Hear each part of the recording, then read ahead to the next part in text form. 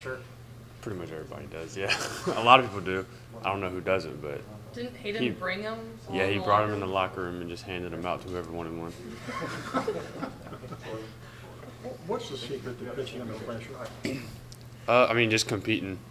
I'd tell you that hitting under pressure is harder than pitching under pressure. So me knowing that, just kind of going at the hitter and forcing him to beat me. Really, that's my only thought process. Did you throw much relief in high school? Just strictly a starter?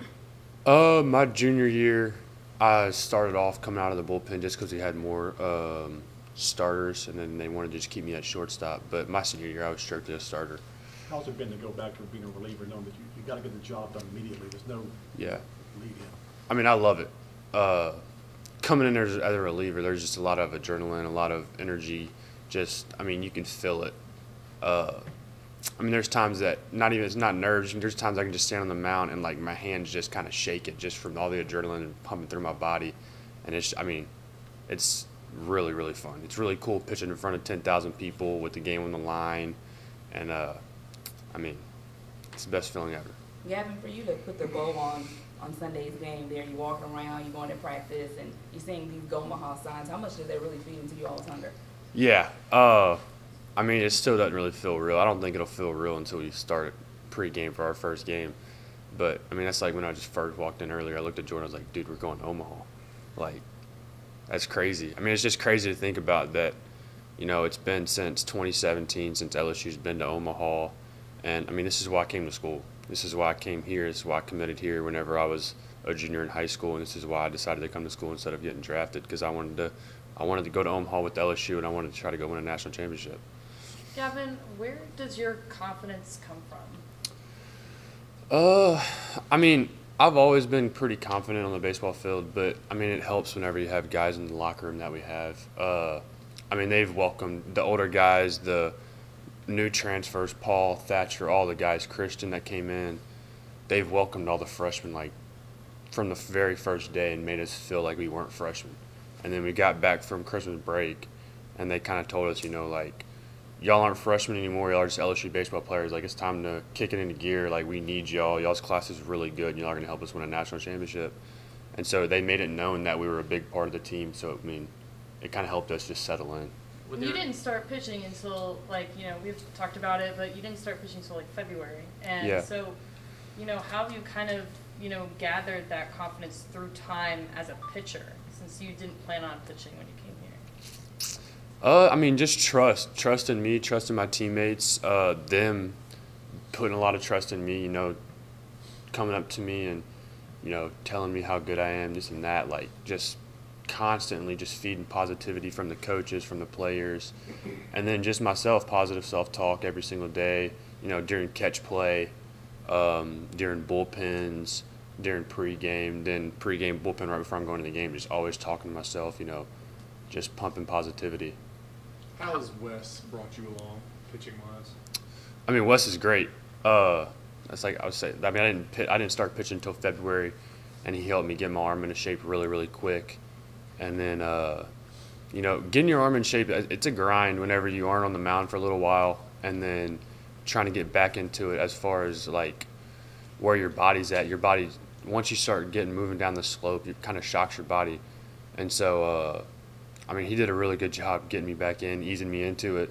And then once my body was ready to go, like, it was time to go out there and compete. And from the very first pitch I threw in game, you know, it's like I was saying, positivity. He's the most positive person I've ever met in my life. What's it like to? It's wild. It's every single day he's just feeding positivity. What's it like to end the inning, freezing the guy on a 3-2 pitch and watch it? I mean, it feels really good. I like whenever they swing more, though. Swing and misses are really fun. I mean, I just like striking guys out in innings and listening to the crowd. You know, whenever every single person in the stadium is locked into the game and knowing that they know how big of a spot we're in and them supporting us, it's a lot of fun. Did you think you were going back out there in the ninth that day? I thought I was coming out in the 8th inning for a second. Whenever they had two lefties coming up to bat, and Nate was warming up in the bullpen. I thought they were going to go to Nate, but then they ended up leaving me in. And then whenever I came in the dugout, Coach Wes and Coach Jay came up to me and they were like, "Hey, this is your game. You know, we're rolling with you." And I mean, same thing, feeding positivity. It was your game. We're rolling with you. Like, we have full trust in you. Go win us a game. So that's what I went out there and did. That big of a crowd can be kind of nerve-wracking. It seems like you feed off of it. Yeah. Would you say that's your thing? Because I saw you like bob your head a little bit after you Yeah. struck out the second guy. Yeah, I love noise. Noise. It's almost people react different ways in different situations, and a lot of people, they try to like zone that stuff out. But I'm never on the mound trying to like zone out the crowd and zone out the noise or anything. I fully embrace it whenever everybody's standing up with 2 strikes in the 9th inning with 2 outs. There's times where I'll just kind of sit there and like shake my head like, yeah, like let's get it going, get up, get loud. Like, I feed off of it. I love it, and it's gonna be really fun pitching in front of 28,000 people this weekend. Yeah, Especially as you become Gavin, did Jay, what was Jay's picture for this season for the entire team? How did he frame it? And then now, did it look like that? I mean, going into Omaha, so that was the goal. You know, our goal from day one was to go win a national championship. That's the goal we set from the very first day, very first practice. So, I mean, the roles may not be the same. Obviously, you know, there's injuries. There's guys that have emerged that weren't as much on the radar at the beginning.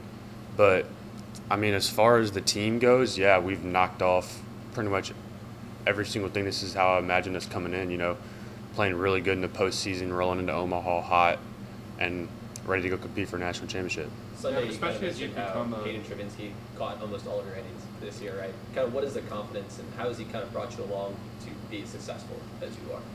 Yeah, it just kind of happened like that. I don't know how or why he's caught as many innings for me as he has, but I feel like, you know, Brady's caught like 1 or 2, and then Alex has caught a few, but I feel like Travinski's been out there the most for me. And, I mean, I'll tell you, there's no one on our team that has as much confidence as him.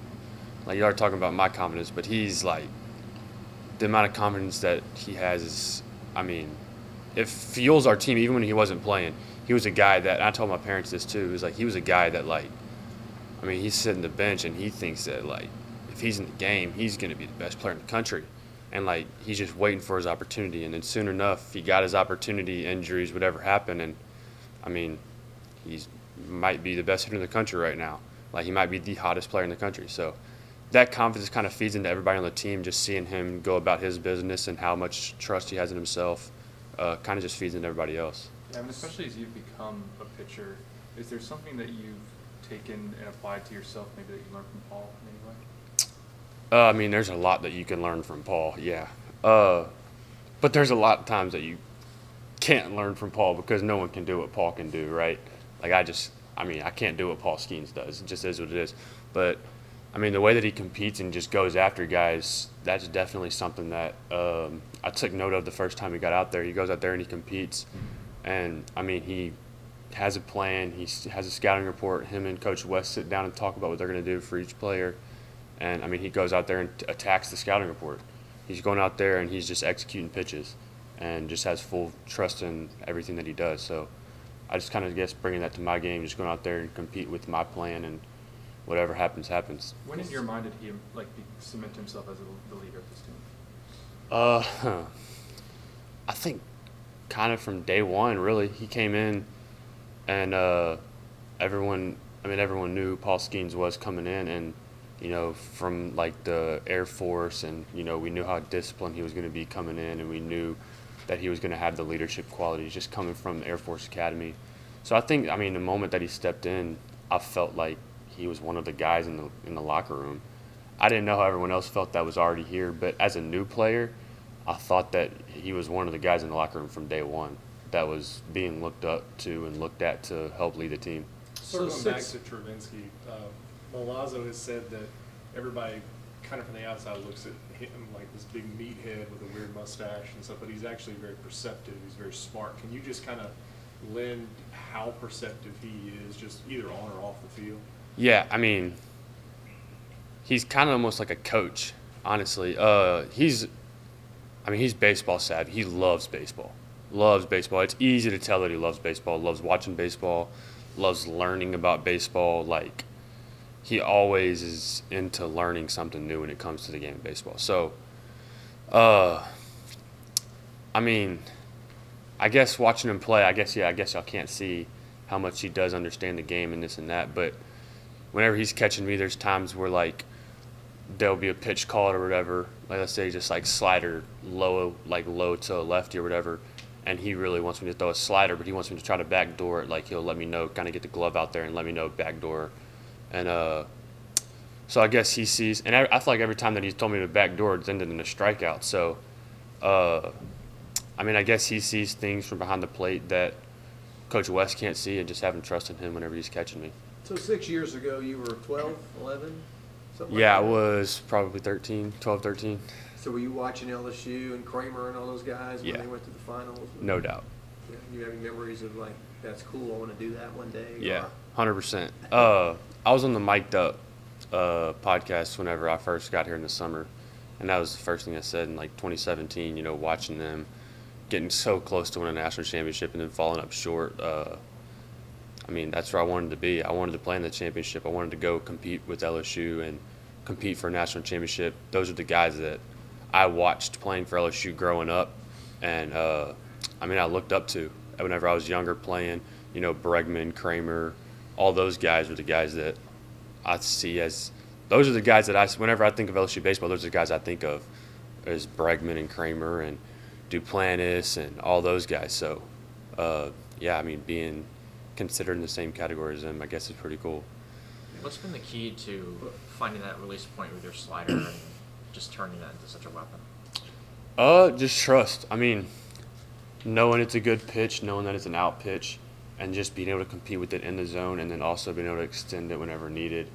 I mean, trusting Coach West whenever he calls slider, fastball, whatever it is. Just, I mean, it's really just about competing. It really is. It's what it's about. It's competing and forcing them to beat me instead of beating myself. What do you think about it makes it look like a curveball? Because that's what a lot of people say. It's a Yeah. curveball, but you Uh, call it a slider at least. Yeah. It's more just my release height because the fact that I throw from like a higher release height that I'm pulling down on the ball. A lot of guys, like when you look at Paul, he throws from a lower arm slot and he's going to be able to pull the side of the ball more than I am. So it's like if you look at the big leagues, like Verlander's slider is pretty straight down. I mean, there's a lot of guys that it's a gyro slider, and it's just hard for me to get horizontal movement on it. There's sometimes that I do, sometimes I don't, but it's just kind of the shape of pitch that I end up throwing. With Wes, not to get too inside, you know, what you guys do, but I've heard it's kind of a good cop, bad cop. Maybe in the first it's the negative stuff, and then you sleep on it, and then maybe the next day come back with the positive stuff to kind of round it all together, or I mean, it's a mix? we're always into learning, right? We're always into getting better. He's always into getting better. He's always into teaching us and helping develop us. So, yeah, I mean, I guess if he has to tell us something that maybe we don't want to hear, he's going to tell us it still. But, I mean, for the most part, he's always positive. He's always positive. Have you still been taking ground balls and stuff over the last month, few weeks or so, and taking at bats during No, practices? we've just been focusing on pitching for now. Whenever the season ends, we're going to get back hitting, taking ground balls, and then I'll be playing summer ball at short. Okay. Do you still want to do both, or Yeah, do you want to do that's one the or the plan other? Okay. in the fall. Is come in, get back hitting, get back playing short, taking ground balls, getting back in shape, working hard at that, and then slowly getting the arm back going and throwing some in the fall, getting my arm ready for season. Coming into the season, y'all were top ranked across the board, obviously, as a team, freshman class, transfer class as well. Can you just speak to all those pieces coming together to now? Yeah, it's really cool. I mean, the amount of talent we have on our team is unreal. We have our bullpen is so deep. Even whenever we have, 4 arms that are probably going to be big leaguers, 4 or 5 arms that are probably going to be maybe big leaguers pitching the big leagues one day, and they're hurt. And we still have guys just rolling out and getting outs against good teams in playoff baseball. And so I don't think there's a whole lot of teams that could have 4 of their best arms go down and still be able to compete at the level that we do. So that just shows the depth there. And then being able to come together as a team is really cool. We've always been a really close team, and it showed at the beginning of the year. But I mean, we had a little bump in the road, you know. It's not, I mean, it wasn't that bad. You know, a lot of teams have struggled worse than we did, but there was a few weeks where we were playing uncharacteristically, and, you know, we were able to sit down and talk to each other, have the coaches talk with us, and be able to be open about everything. And, I mean, we're getting back going now, so it's really fun. Good Do you- time for 2 more questions. During that long delay, I know that every player kind of spends their downtime differently. Like Fat Sugar plays with Legos. Do you also play with Legos, or like what do you do during that downtime? I took a nap, a really long nap, really long needed nap. I wouldn't say that I'm always a napper, but I was just in the moment. I was tired. I was ready to just go lay down. So I went in the training room, laid down on one of the beds, and took like an hour nap. Then woke up and ate one of our pregame meals, and then got back ready to go play. Have you felt better physically now that you've been just concentrating on pitching over the last month or few weeks or so? Yeah, for sure. I mean, it's a lot less of a workload, you know, taking a lot of stress off my back, and really just being able to focus on certain movements and being able to, just being able to focus on the certain movements I need to focus on, not overdo it, and let my back rest and my arm rest and my legs rest whenever I'm not working on pitching has been big, yeah. All right, good deal. Thanks, Gavin. All right, thank y'all. Thanks, Gavin. Good luck.